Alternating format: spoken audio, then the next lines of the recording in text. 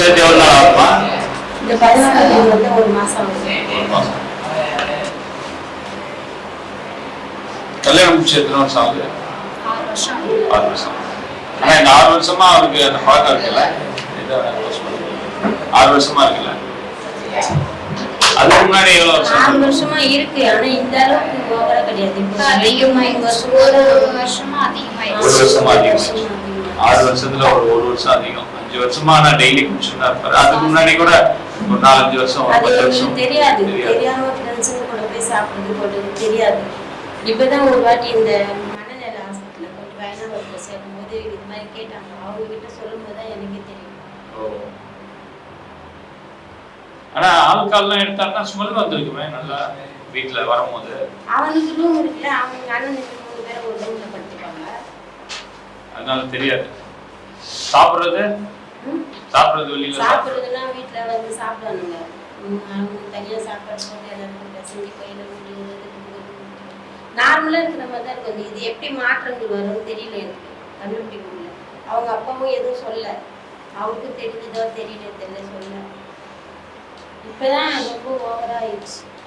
கல்யாணம் கூட நல்லதா இருந்தது. பையன் பிறந்த நாள் கொண்டாடலாம் நல்லதா இருந்தான்.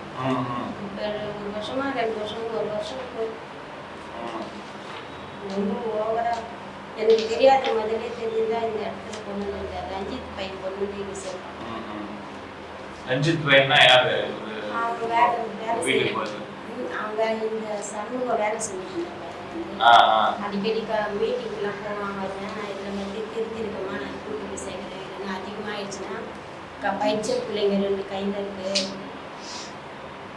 அவர் சொன்னவனே தான் இந்த மாதிரி இடம் இருக்குதுன்னு தெரியும். ரஞ்சித் சொல்லி தான் தெரியும்.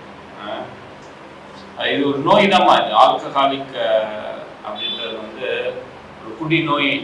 குடின்றது வந்து நம்ம சிம்பிளா குடிக்கிறாங்கன்னு நினைக்க முடியாது. சில பேருக்கு நோய் வந்து நமக்கே தெரிஞ்சிருக்கும். இப்போ நார்மலா இருக்கிறவங்கன்னா கொஞ்சமா சாப்பிட்டுட்டு ஏதோ ஒரு தீபாவளி குடிச்சோம், பொங்கல் குடிச்சோம் அப்படின்னு இருப்பாங்க. இவங்க வந்து டெய்லி காலையில எழுந்தோடனே இதே வேலையா இருக்கிறது, நைட்டு படுக்கிற வரைக்கும் இதே வேலையா. அப்பப்போ நமக்கு எப்போ குடிக்கிறாங்கன்னே தெரியாது.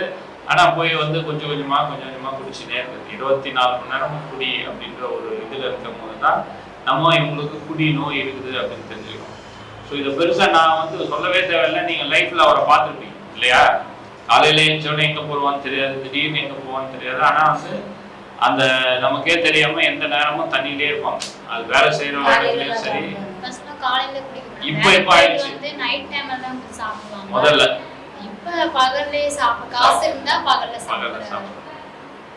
ஆனா ஒரு டிஸ்டர்பன்ஸ் வாழ்க்கையில இருந்திருக்கும் இல்லையா? அந்த குடியினால நிறைய பிரச்சனைகள் வந்திருக்குமோ? பிரச்சனையே இல்லையா வீட்டுல? 10 வருஷத்துக்கு முன்னாடி அவங்க அப்பா இறந்து போனது, அவங்க அண்ணன் இறந்து போனது, எத்தனை வருஷத்துக்கு குடிச்சாதான் பழைய நினைவுலாம் வந்து சண்டை போடுவாங்க. டெய்லி சண்டை சச்சரவுன்னு வீட்டுல வர்றதுக்கு காரணம்லாம் இருக்கு இல்லையா? அந்த காரணம் வந்து நார்மலா நாளைக்கு விடிஞ்சு ஏஞ்சி நம்ம என்ன இந்த மாதிரிலாம் பண்றேன் கேட்டோம்னா என்ன பண்ணேன் நான் ஒரு பண்ணேன். ஸோ பண்ணதே தெரியாம அந்த பிளாக் அவுட்ல இருந்திருக்காங்க. பிளாக் அவுட்னா என்னன்னே தெரியாது. சில பேர் பாத்தீங்கன்னா சைக்கிளை எங்கேயோ குடிக்கிற இடத்துல விட்டு வந்துருவாங்க, எங்க விட்டனே தெரியாது. அந்த மாதிரி சொல்லுவாங்க. பைக் எங்கேயாவது ஸ்டேஷன்ல விட்டுருவாங்க, எங்க விட்டோன்னே தெரியாது. கூடயே வந்திருப்பாங்க ஆனா எங்க போனோன்னே தெரியாது. அந்த மாதிரிலாம் பேசுவாங்க. அந்த அளவுக்கு சிறு மூளையில வந்து பாதிக்க ஆரம்பிச்சிடும் அந்த ஞாபக சக்தி. அந்த டைம்ல இருக்கிற இதெல்லாம் சண்டை போட்டது, பேசினது, அதெல்லாம் ஒண்ணுமே தெரியாது. ஸோ அந்த மாதிரியான ஒரு சுச்சுவேஷன்ல நம்ம குடி நோய் இருக்குதுன்னு சொல்றோம். அந்த குடி நோய்ன்றது வந்து நம்ம நினைக்கிற மாதிரி சாதாரணமா ஒரு ஊசி போட்டோம், மாத்திரை போட்டோம், சரியாயிடுச்சு அப்படின்னு கிடையாது. இது வந்து பிரெயின்ல வந்து ரொம்ப வருஷமா இது வந்து நீங்க சொல்ற மாதிரி ஒரு 6 வருஷமோ ஒரு 10 வருஷமோ கொஞ்சம் கொஞ்சமா ஆரம்பிச்சு அப்படியே வளர்த்து இன்னைக்கு பெருசா தெரியுது.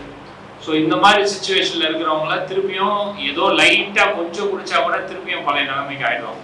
உடனே எல்லாம் 24 மணி நேரம் குடிக்கணுன்ற ஒரு ஆட்டிடியூடு போயிடும் மைண்டு. அதனால இவங்க வந்து கொஞ்சம் கூட வாய் வழியா அந்த ஆல்கஹால்ன்றது எடுக்கவே கூடாது. சில பேர் டிஸ்சார்ஜ் ஆனவொடனே என்ன சொல்லுவாங்க, வீட்டுல நான் கொஞ்சமா பீர் அடிச்சுக்கிறேன், இல்ல இன்னைக்கு ஃப்ரெண்ட்ஸ் எல்லாம் வந்துக்கிறாங்க நான் கொஞ்சமா சாப்பிட்டுக்கிறேன் அப்படின்லாம் பண்ணவே கூடாது. கொஞ்சம் கூட வாய் வழியா எடுத்துக்க கூடாது. அதெல்லாம் இவருக்கும் சொல்லி அனுப்புவோம், உங்களுக்கும் சொல்லுவோம். கொஞ்சம் எடுத்தா என்ன ஆகும்னா அவருக்கு அடுத்த நாள் நிறுத்த தெரியாது, திருப்பியும் வாங்கி குடிக்க ஆரம்பிச்சிடும். ஆனா உயிர் மேல பயம் இருக்கு அவனுக்கு. அப்போ வந்து எப்படின்னா இது மாதிரி நானும் எத்தனை சொல்லியிருக்கேன், இந்த மாதிரி நீ சாப்பிட்டீங்கன்னா நீ செத்துருவ, உன் பிள்ளைங்க இருக்கு, உன் பொண்டாட்டி இருக்கு, யார் பார்த்துப்பாங்க, எனக்கும் வயசாகுது, எவ்வளோதான் நானும் உழைக்க முடியும் அப்படின்னு நானும் சொல்லியிருக்கேன். ஆனால் செத்துருவேன்னு சொன்னால் கோவம் வரும் அவனுக்கு. அந்த உயிர் மேலே பயம் இருக்குது. நானும் வந்து எளியில் ஏதோ மருந்து வாங்கி கொடுப்போம், ஏதாவது வந்து வாந்தி கிந்தி ரத்த கலரில் அப்படி எடுத்தாலும் கூட ஹாஸ்பிட்டலில் கொண்டு போயிடலாம், டாக்டர் மூலியமாக சொல்லி நீ செத்து போயிடுவேன், உனக்கு இது மாதிரி பிரச்சனை இருக்குதுன்னு சொன்னால் அப்படியாவது விட்டுருவானான்னு எப்படி யோசித்தேன். எனக்கு அப்போ இந்த மாதிரிலாம் யோசிச்சது தவிர எனக்கு இந்த மாதிரி இடம் தெரியாது. அது மாதிரி அவனுக்கு சுகர் பிபி அதெல்லாம் இல்ல இருக்கு. அதெல்லாம் எதுவுமே இல்லை. ஒரு குழந்தை தானா? 2 குழந்தை. ஒன்று இருக்குது, 11 மாசம். நல்லா பொறுப்பா தான் பேசுறாரு, நல்லா பேசுறாரு, செய்யறாரு. அவருக்கே தெரியல, விட முடியல. சில பேருக்குமா விடணும்ன்ற எண்ணம் இருக்கும், ஆனா அதை எப்படி விடணும்னு தெரியாது. இப்ப நீங்க சொல்றீங்கல்ல எனக்கு இந்த மாதிரி இடமே தெரியாது அப்படின்னு, அவருக்கும் இந்த மாதிரி இடம் கிடைச்ச உடனே சரி விடலான்ற எண்ணம் இருக்கும். அவனதான் வரேன்னு சொல்லிட்டு ஆனா அதை வந்து நம்ம பாசிட்டிவா, ரொம்ப பாசிட்டிவா அவங்க என்ன பண்ணுவாங்கன்னா, நான் விட்டுருவேன், இனிமேட்டு விட்டுருவேன், நான் தான் 1 மாசம் இருந்துட்டேனே, குடிக்காம இருந்துட்டேனே, இனிமேட்டு குடிக்காம இருப்பேன்னு நினைப்பாங்க. ஆனா அந்த மாதிரி ரொம்ப ஈஸியாவும் இதை எடுத்துக்க முடியாது. இது மூளையில வந்து என்னன்னா இருந்துகிட்டே இருக்கும். சரி இன்னைக்கு ஒரு நாள் குடிக்கலாம் அப்படின்னு குடிக்க ஆரம்பிச்சாங்கன்னா பயங்கரமா குடிக்க ஆரம்பிச்சிடும். அதனால தான் நாங்கள் என்ன சொல்றோம்னா, முதல் 2 வருஷத்துக்கு இங்கேருந்து டிஸ்சார்ஜ் ஆகி போனாலும் கூட சாயந்தரம் அவங்க சப்போர்ட் குரூப்ல இருக்கும், ஆல்கஹாலிக் அனானிமஸ் அப்படின்னு இருக்கும். அந்த ஆல்கஹாலிக் அனானிமஸ் அப்படின்ற ஒரு சங்கம் வந்து என்ன பண்ணோம்னா, சொன்னீங்கன்னா ரஞ்சித்னு ஒருத்தர் மீட்டிங் போறாரு, அந்த மாதிரி ஆளுங்க கூட லிங்க் பண்ணி சாயந்தரம் ரஞ்சித் கூட போப்பா, அந்த ஏஏ மீட்டிங்னு சொல்றாங்களா, அதுல போய் ஒரு 1.5 மணி நேரம் உட்காந்துட்டோம்னா, அந்த 1.5 மணி நேரம் இவர் என்ன பண்ணுவாருன்னா, நம்ம யாரு, நம்ம வீட்டுல என்னெல்லாம் பிரச்சனை ஆச்சு, இப்போ ஏதாவது பிரச்சனை நடந்தா கோபம் வந்தா போய் அடிக்கக்கூடாது, தண்ணி அடிக்கக்கூடாது, பிரச்சனை பண்ணக்கூடாது அப்படின்றத அங்க இருக்கிறவங்க சொல்லுவாங்க. பொதுவா மீட்டிங்ல அதை பத்தி தான் சொல்லுவாங்க. ஆனா நம்ம வந்து வீட்டுல வந்து இதையே பேசினா அவர் கூட இது பண்ண முடியாதுல்ல, நீ குடிச்சியா இன்னைக்கு அப்படின்றதெல்லாம் சொல்லிட்டே இருக்க முடியாது. ஆனா அங்க வந்து 4 பேர் கேட்பாங்க, உங்களுக்கு குடிக்கணும்னு என்ன இருந்ததா, அப்போ அப்படி என்ன இருந்ததுன்னா இங்க வந்து ஷேர் பண்ணு, ஏன் குடிக்கணும்னு என்ன இருந்தது, அம்மா திட்டினாங்க, இல்லை எனக்கு பையனை பார்க்கும்போது வருத்தம் வந்துச்சு அதனால போய் குடிச்சிட்டு ஏதோ ஒரு காரணம் சொல்லுவாங்க. அந்த காரணத்துல இருந்து இவரை மாதிரியே இன்னொரு நண்பர் என்ன பண்ணுவாருன்னா, ஒரு 10 வருஷம் குடியை நிறுத்திருப்பார்.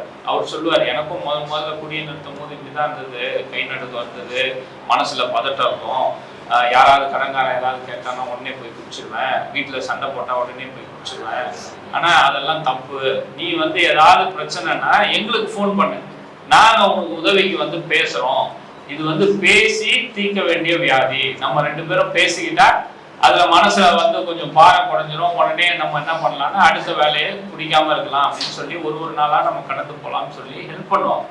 அந்த மாதிரி ஒரு சப்போர்ட் குரூப்புக்கும் போகணும். ஏன்னா நமக்கு வந்து வேலை அது இதுன்னு இருக்கும் பாருங்க, இவரு கூடயே உட்காந்து இதை பத்தியே பேசுறது முடியாது. ஸோ இதுக்குன்னு ஒரு குரூப் இருக்காங்க, அவங்க கூட போகணும். அதே மாதிரி நம்ம என்ன புரிஞ்சுக்கணும்னா, இவரை சாயந்தரம் 1.5 மணி நேரம் நம்ம வந்து அனுப்பணும் அந்த மாதிரி மீட்டிங்க்கு. எப்பா இவர் சண்முகம் என்ன வேலை செய்யறாரு, எந்த வேலையா இருந்தாலும் கரெக்டா ஒரு 6:30 மணிக்கு முடிச்சுன்னா அங்க 7 மணிக்கு போய் உட்காந்துருப்பா. அதுதான் எனக்கும் சொன்னாங்க, மீட்டிங் புக்குன்னு ஒண்ணு கொடுத்தாங்க, அந்த மீட்டிங்ல புக்ல எங்க இருக்குதோ அங்க போய் அட்டென்ட் பண்ணிடு, அப்படி இருந்தாதான்ப்பா கொஞ்சம் நல்லதுன்னு சொல்றாங்க அப்படின்னு சொல்லிட்டு ஒரு 90 டேஸ் 90 நாள் அட்டென்ட் பண்ண சொல்லுங்க. 90 நாளுக்கு அப்புறம் அவரே முடிவு பண்ணிடுவாரு அட்டென்ட் பண்றதா வேணாமான்னு சொல்லிட்டு. அந்த 90 நாள் வரைக்கும் கொஞ்சம் சப்போர்ட்டிவா நம்ம ஒரு 10 ரூபாய் 20 ரூபா கொடுத்த பஸ்ல பிடிச்சி போய் சேர்ந்துரு, வேலைக்கு போகலன்னா கூட பரவாயில்ல, இந்த மீட்டிங் கண்டிப்பா போய் உட்காந்துரு அப்படின்ற ஒரு இதை சொல்லிக்கிட்டே இருக்கணும். அந்த நேரத்துல நம்ம வீட்டுல வந்து ஒரு ஃபங்க்ஷன் இருக்குது, நீ என்ன வரமாட்டேன்ற, 7 மணிக்கு ஒன்னா முக்கியமான வேலை உனக்கு அப்படின்னு கேட்கக்கூடாது. அதுக்கு தான் உங்களுக்கு சொல்றேன், அவருக்கு இந்த ட்ரீட்மெண்ட்டோட கண்டினியூட்டி இருக்கணும்.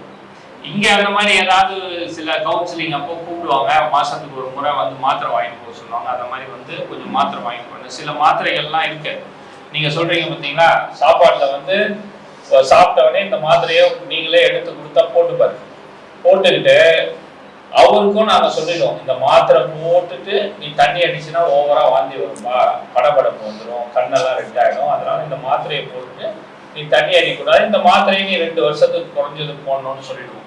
அப்போ வீட்டை விட்டு வெளியே கிளம்பும் போது ஒரு சின்ன பயம் இருக்கும். என்ன பயம்னா, நம்மளை மீறி அடிச்சிடக்கூடாது, ஏன்னா மாத்திரையை போட்டோம் இன்னைக்கு அப்படின்ற மனசுல ஒரு பயம் இருக்கும். இது எப்படின்னா, வீட்டுக்கு எல்லாம் காம்பவுண்ட் போட்டிருக்கோம், காம்பவுண்ட் போட்டதுனால திருட உள்ள வராம இருப்பானா, வரதான் செய்வான். அந்த மாதிரி காம்பவுண்டுன்றது நான் சொல்றது மாத்திரையை போட்டுட்டு போனாலும் சில பேர் குடிச்சிருவாங்க. குடிச்சா உடனே நமக்கு தெரிய வந்துடும். என்ன தெரிய வந்துடும்னா, அவர் குடிச்சிட்டாரு, வாந்தி ஓவரா எடுத்தாரு, நம்ம போய் 2 ட்ரிப்ஸை போட்டோம், ஒரு அவில் இன்ஜெக்ஷன், டெக்ஸா இன்ஜெக்ஷன், அவங்க அலர்ஜி இன்ஜெக்ஷன் போட்டு அந்த மாத்திரை எல்லாம் போடுவாரு. சாப்பிடாம மாத்திரை கொடுத்தாங்க, இவரு என்ன பண்றது, தண்ணி சாப்பிட்டு அந்த மாத்திரை போடுறது, அந்த மாதிரிலாம் பண்ணாரு. இப்போ அதெல்லாம் வந்து பண்ணக்கூடாதுன்னு சொல்லி அனுப்புவோம். ஆனா இந்த மாத்திரையை வந்து நீங்க சாப்பிட்டுட்டு மாத்திரையை காலையிலேயே போட்டு விட்டுருணும். சாயந்தர நேரத்துல தண்ணி அடிச்சாருன்னா கண்டிப்பா வாந்தி வந்துடும். அப்போ நம்ம புரிஞ்சுக்கலாம் இவர் வந்து வாந்தி எடுத்துக்கிறாரு. காலையிலேயே போகும்போது போட்டு அனுப்பிச்சோம். அப்பதான் சாயந்தரம் 7 மணிக்கு அவருக்கு வந்து ஒரு மாதிரி டிஸ்டர்ப் ஆவாரு, ஐயோ இன்னைக்கு டாஸ்மாக் போயிடலாமான்னு. அப்போ அவர் மனசுக்கே தோணும், ஐயோ காலையில மாத்திரை போட்டோம், அதனால இன்னைக்கு வேணாம் வீட்டுக்கு போய் சேர்ந்துரும்னு வந்துடுவாரு. அந்த ஒரு தற்காப்புக்காக அந்த மாத்திரையை போட சொல்லுவோம். அதை ஒரு 2 வருஷம் மீட்டிங்க்கு டெய்லி போடணும், மாத்திரை டெய்லி போட்டு அனுப்பணும். இடம் இருக்கும், அது போகும்போது நாங்க கொடுத்து அனுப்பணும். அந்த மீட்டிங் எங்க நடக்கும்னு இருக்கும், இன்டர்நெட்ல பார்த்தாலும் இருக்கும், நானும் கொடுக்குறேன். இது வந்து ஒரு மாசம்ன்றது வந்து உடனே அவர் வந்து திருந்திடுவாரு அப்படின்றதுலாம் இல்லைம்மா. இப்பதான் அவங்க வந்து மைண்ட் லெவல்ல இப்ப நீங்க கேட்கறத வந்து உடனே பிடிச்சிக்கிட்டீங்க. மீட்டிங் போகணும்னு சொல்றீங்க, ஒரு புக்கு கொடுப்பீங்க, அதுல எல்லாம். ஆனா அவங்களுக்கு வந்து நம்ம சொல்றது வந்து ஒரு மாசத்துக்கு அப்புறம் தான் இந்த இதை வந்து அவங்க காது கொடுத்து மைண்ட்ல ஏற்றுவாங்க. அதனால வரைக்கும் அவங்களுக்கு ப்ரீ ஆக்குபேஷன் மைண்ட்ல எல்லாம் என்ன இருக்கும்னா, நம்ம தண்ணி அடிச்சிருந்தா நல்லா இருந்திருக்கும், இங்க வந்து போட்டுட்டாங்க, வெளியில போய் கொஞ்சம் சாப்பிட்டு பார்க்கணும், இந்த வாட்டி தெளிவா வேற மாதிரி சாப்பிட்டு பார்க்கலாம், ஏதோ யோசனை விடுமே தவிர தண்ணியை விடணும் அப்படின்ற ஒரு எண்ணம்லாம் வராது. ஆனா ஒரு மாசத்துக்கு அப்புறம் தான் அவங்களுக்கு அந்த டீடாக்ஸ்ன்றது நடந்துடும். மூளையில இருக்கிற தண்ணி, உடம்புல இருக்கிற அந்த ஆல்கஹால், இதெல்லாம் வீரியெல்லாம் குறைச்சதுக்கு அப்புறம் நல்லா தூங்கி ஏந்திருக்கும் போதுதான் நம்ம சொல்றத தெளிவா கேட்பாங்க. அதனால அந்த 2வது மாசத்துலதான் நம்ம சொல்ற கிளாஸ், அந்த குரூப் தெரப்பி, சைக்கோ தெரப்பின்னு சொல்லிட்டு டாக்டருங்கெல்லாம் உட்காந்து இவர்கிட்ட பேசும்போது அவரு காது கொடுத்து கேட்பாரு. அதனால 2வது மாசம்ன்றது ரொம்ப இம்பார்ட்டன்ட். 3வது மாசம் என்ன பண்ணுவாங்க அப்படின்னு சொன்னா, அந்த 3வது மாசத்துல கொஞ்சம் கொஞ்சமா இவரை வெளியில கூட்டு போய் பழக்கப்படுத்துவாங்க. அந்த மாதிரி மீட்டிங்க்கு இங்க நடக்கும் மீட்டிங், ரெடின்ஸ்ல, குளத்தூர்ல, பெரியபாளையம் இதெல்லாம் நடக்கிற மீட்டிங்னால அப்பப்போ இவங்கள வேன்லயே கூட்டு போய் பண்ணிட்டு கூப்பிட்டு வந்துடுவாங்க. மீட்டிங் முடிச்சு சாயந்தரம் அந்த மாதிரி ஒரு மீட்டிங்கை, ஒரு பழக்கத்தை ஏற்படுத்துவாங்க. ஸோ அது அந்த 3வது மாசம் பண்ணுவாங்க. அந்த 3 மாசம் முடிச்ச போதுதான் டிஸ்சார்ஜ் நாங்கள் பண்ணுவோம். சரிங்களா? அதுக்கு நடுவில் நீங்கள் வந்து வீட்டில் அவரை பார்க்கணுன்னா என்னைக்கோ ஒரு நாள் அந்த 2வது மாசத்துக்கு மேலே அப்பப்போ நீங்கள் சாட்டர்டே கூட வந்து பார்த்துட்டு போகலாம். ஆனால் அவங்களுக்கு என்ன இருக்கும்னா, ஒரு மாசம் ஆயிடுச்சுனாலே மனசுல என்ன தைரியம் ஆயிடும்னா, நம்ம விட்டுடலாம், நான் 1 மாசம் இருந்துட்டெல்லாம் விட்டுடலாம், அதனால என்ன டிஸ்சார்ஜ் பண்ணு அப்படின்னு ஒரு ஓவர் கான்ஃபிடென்ஸ்ல பேசுவாங்க. சரின்னு சொல்லிட்டு நம்ம தான் அவங்கள வந்து அனுசரிச்சு பேசி அதுக்கப்புறம் கவுன்சிலர் பார்க்கணும். எதுக்கு தெரியுமா சொல்றேன், 3 மாசம் வரைக்கும் கூட பார்க்க கூடாது. வந்து டிவில கூட பார்த்துட்டு போயிடும். வந்து பார்க்க ஆரம்பிச்சுட்டோம்னா அந்த யோசனை புரிஞ்சுக்கிறீங்க. சில பேர் சேர்த்துட்டு பார்க்கணும்ன்றாங்க. டிவி பிள்ளைங்க அவன் நல்லா இருக்கணும்னா அது பார்த்துட்டு போகலாம், அது பார்த்துட்டு